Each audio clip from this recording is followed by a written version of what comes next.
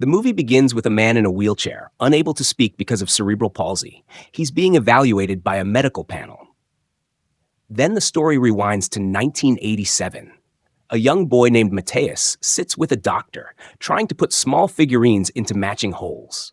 The doctor quickly declares that Mateus has a mental disability and suggests he be put in an institution. But Mateus's mother refuses to believe it.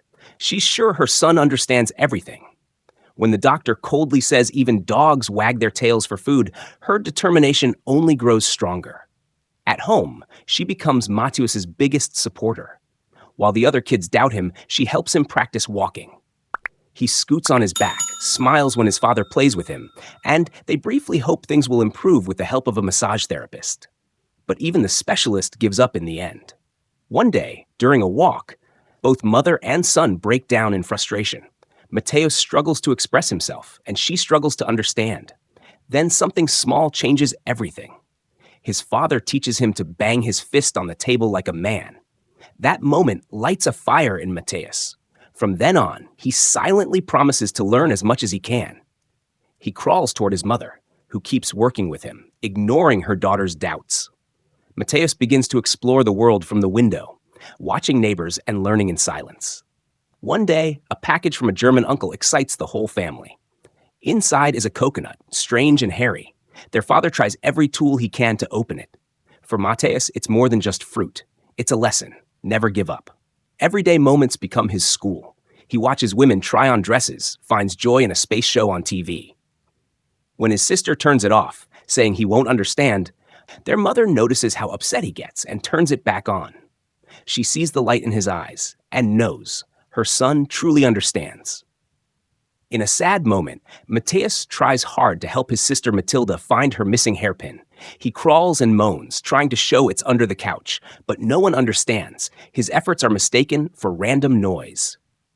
In 1989, Mateus shares special moments with his father. They sit by the window at night, looking at the stars. Mateus begins to wonder about his father's life outside their home. Showing creativity and love, his father builds him a wheelchair from spare parts, an old bed frame and trolley wheels. It becomes Mateus's way to move freely. But joy turns to sorrow during Poland's first democratic elections. His father goes out, saying he's buying a door lock, but comes back drunk, celebrating the country's freedom. That night, as fireworks light up the sky, Maciej watches in horror as his father falls from their balcony. The only thing left are his father's final words, "Never give up." By 1998, Mateus is a young man. He still sits by the window, watching the stars and the world outside. He notices Enka, the girl next door, whose mother often has men visiting at night. His sister Matilda also brings many boyfriends home, most of whom feel awkward around Mateus. They roll him into another room, but he still hears everything. One day, Mateus's older brother takes him out and leaves him near a bench where Enka is sitting. Mateus moves with effort to get her attention, and it works. They become friends. Their friendship grows. Enka pushes him in a wheelchair her father once built. They go to the zoo and laugh together. But at the funhouse mirrors, Mateus sees something upsetting, bruises on Enka's legs. Back at home, he becomes her quiet protector. When he sees Enka trying to protect her mother from an angry man, Mateus throws a flower at him. Later, when the same man rides by on a bike, Mateus throws dirt at him. The man confronts Mateus, but a local policeman, an old friend of Mateus's father, intervenes. When the man lashes out at the officer, he's arrested thanks to Mateus's brave actions. Then comes a heartbreaking moment. From his window, Mateus watches Enka and her mother packing up to leave. Enka runs across the yard one last time and tells him through the door that they're moving to her grandmother's. Her mother's life has been turned upside down since her boyfriend was arrested.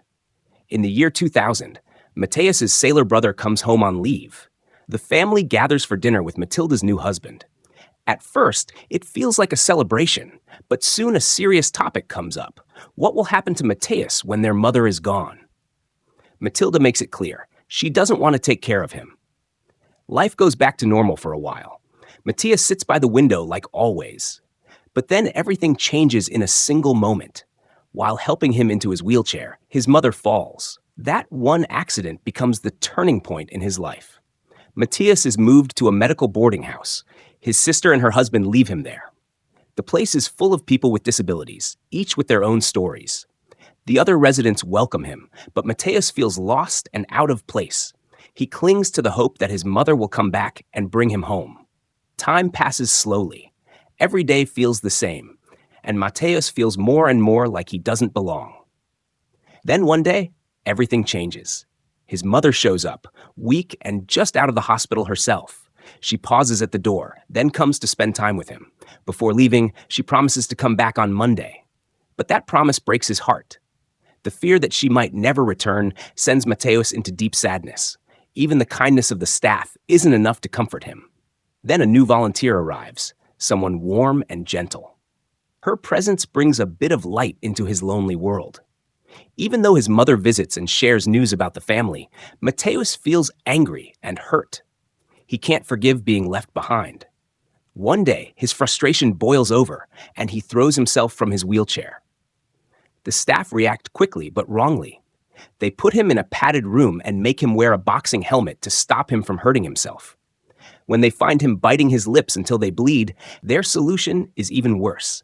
Instead of helping, they strap him into a dental chair and file down his teeth. It's the final insult, one that crushes his spirit completely. In a moment of desperation, Mateus acts. When a nurse steps away, he remembers his father's advice. When you can't take it anymore, hit the table with your fist. So he wheels himself to the stairs and lets himself fall, hoping for escape. Everything goes black. But instead of freedom, he wakes up in the hospital. In 2005, something unexpected happens. A new volunteer named Magda arrives for a trial run. At first, Mateus is drawn to her beauty, but soon he realizes what really matters: real human connection. Magda is different. She notices him. She sees the understanding in his eyes. One day, she fills the dull ward with music and dances to shake off her own sadness. When a nurse sees them, Magda boldly says what no one else will. Mateus understands everything. The nurse doesn't believe her, but proof comes in a surprising way. During a bath, Mateus clearly reacts to an image in a magazine. Magda notices. A new possibility begins to grow. On his 25th birthday, Mateus feels hopeful. His mother brings a cake, and Magda asks to take him outside the institution. But later that night, things take a turn. Magda sneaks in with a magazine and misreads his interest. What she thinks is affection becomes a confusing and painful experience for Mateus. Then comes Christmas dinner. Magda takes him to a fancy restaurant with her family. She pretends he's her fiancé, kissing him in front of everyone. Her father and stepmother are clearly uncomfortable. It becomes obvious she's using Mateus to get back at them, just like she did last year by bringing a homeless guest. Mateus is crushed. The truth hits him hard, and he collapses, knocking over glasses and ending the evening in chaos. Back at the institution, the final blow comes when an orderly casually says that Magda has finished her volunteering and won't be coming back. She's gone, leaving Mateus feeling used and abandoned. He tries to smile and finds comfort in music, but it's hard. When his mother visits next, she talks about his brother's swimming and how Matilda no longer visits. It's too much. Mateus cries openly. His mother tries to comfort him, but she doesn't understand the true reason for his tears. In spring 2008, everything begins to change. Mateus sees Mrs. Yola, a therapist who helps people with disabilities communicate. During a massage session, he tries hard to get her attention, and she finally sees him for who he really is. Yola creates a special system using signs and blinks to help Mateus express himself. His progress amazes the staff, who once believed he was mentally incapable. They're forced to face how wrong they were. Then comes a life-changing moment. With his mother and sister watching, Mateus uses a special board to say his first full sentence: "I am not a vegetable." After that, everything moves fast. A new medical exam leads to proper dental care and replaces his damaged teeth. He gets his own private room, made just for him, and a motorized wheelchair that finally gives him freedom. By 2010, his story catches the eye of Ava, a journalist who wants to share his journey. Through computers and the internet, Mateus connects with the world in ways he never imagined. He even reunites with his sister and meets his nephews. One quiet night, he stargazes with his nephew, just like he used to with his father. But progress brings a new problem. The care home decides he's too capable to stay there, thanks to the article. They want to transfer him. Mateos is scared. Even though the place has its flaws, it's become his home. The story comes full circle at another medical commission. At first, Mateos plays the role they expect. Silent, still. But then, something inside him changes. He slips from his chair, crawls back into the room, and with great effort, stands up. Step by painful step, he makes his way to the table. In the final scenes, Mrs. Yola wheels him through the halls of the institution that was once his prison. In his room, Mateos sits at his telescope, in charge of his chair, and finally, of his own life. The film ends with Mateos turning to the camera, looking straight at us, asking us not just to look, but to see him as he truly is. And that's the end of the story. I hope you liked it. Comment down below what movies do you like us to recap next. Thank you for watching. Don't forget to like and subscribe. Until next time.